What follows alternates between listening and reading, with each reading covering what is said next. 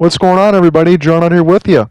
It is Friday, February 2nd, 2024. How's everybody doing out there today? Look, honestly, I didn't expect to make this video, and admittedly, I still have to watch the latest PlayStation State of Play, but Silent Hill The Short Message has been shadow dropped for the PS5 store, and I actually went through it yesterday, played through the entire thing, and I wanted to share some thoughts with you.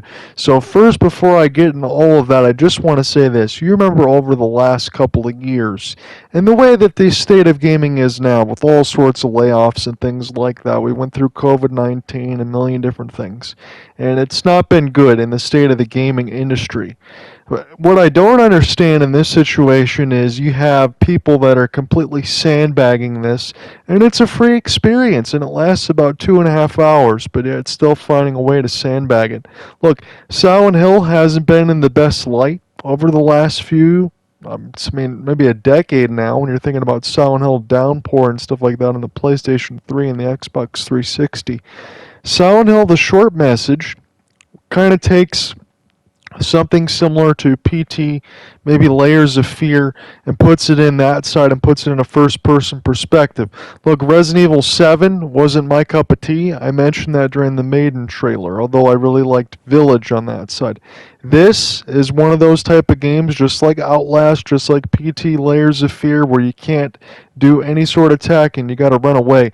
Normally, I hate games like that. I absolutely love this. And you know what? It's the sense of the way that they talk about certain things in this game. And look, there are probably certain words that I can't use in a YouTube format that's going to get me flagged.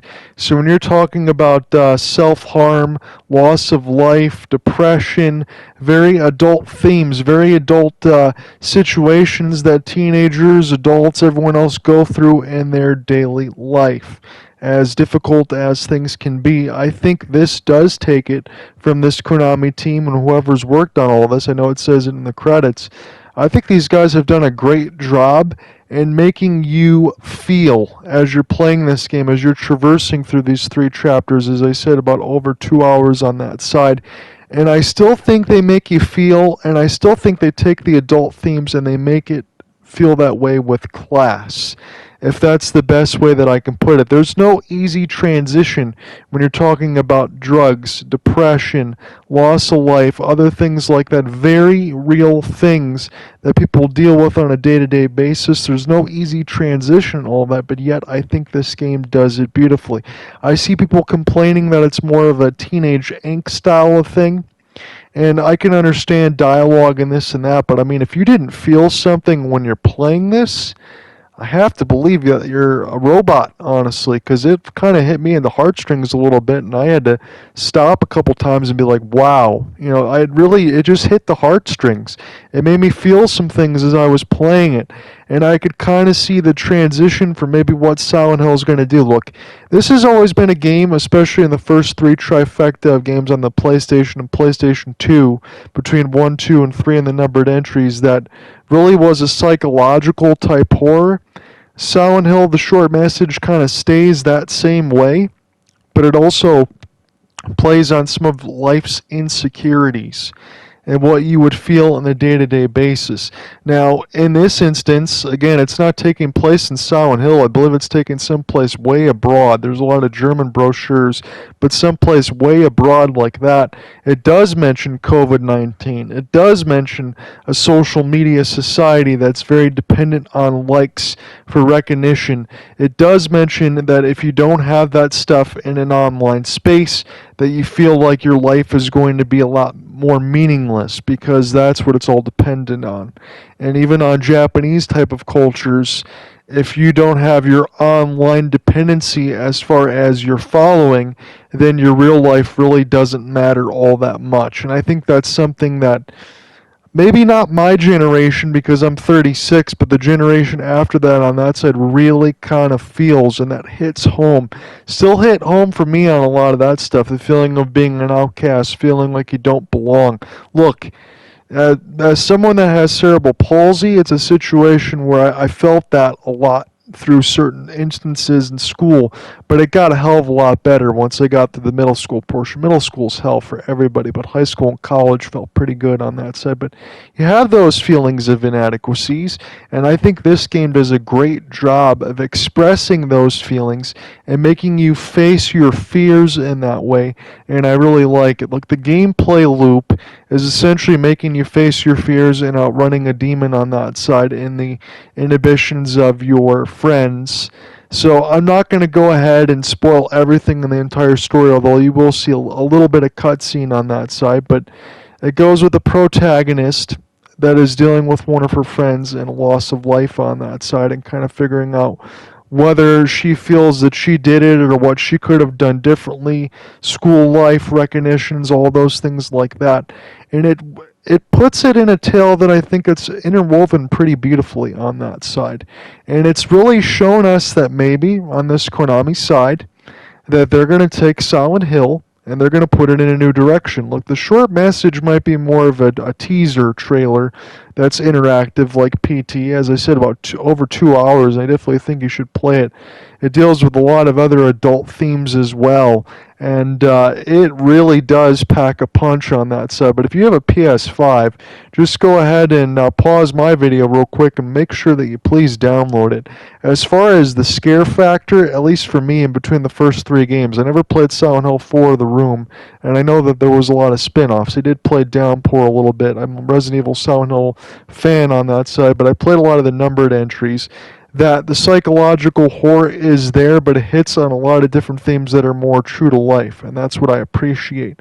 As far as the scare factor and everything else, I didn't have any jump scares, honestly, and I didn't have any unsettling things like mannequins with legs or sexy nurses and things like that that you will see from the Silent Hill series, but nonetheless, I think it hit a lot more of an impact than some of those other games did. And now, also, I will say this.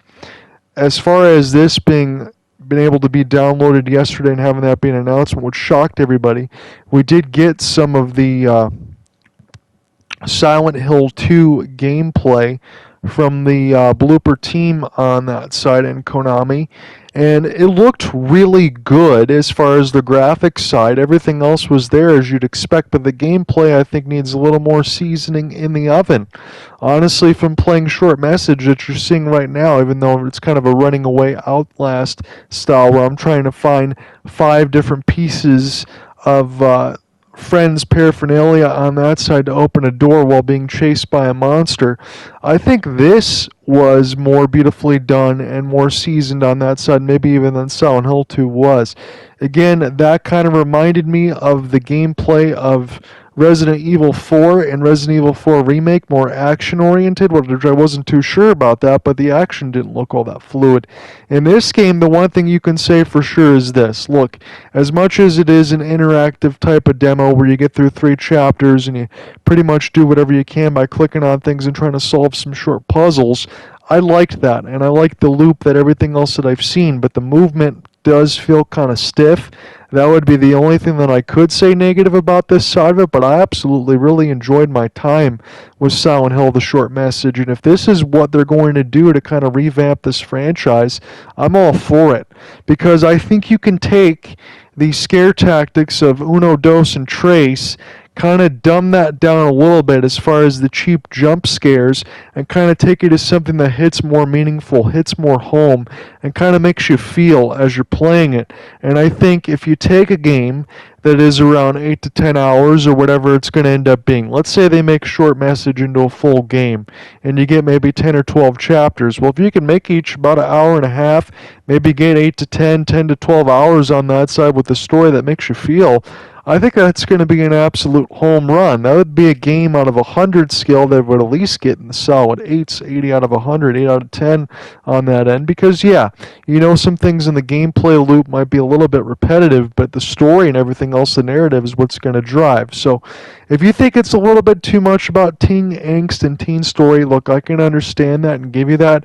But at the same time, when I'm looking at this and seeing this being a complete drop that's free on the PS5, get a chance to play and get an interwoven story experience that made me feel something all the way through, I don't understand how you can knock that completely. I really don't, because we've gone from the days, like I said in the beginning, and I'll keep it short because we only got a few more minutes till we close here.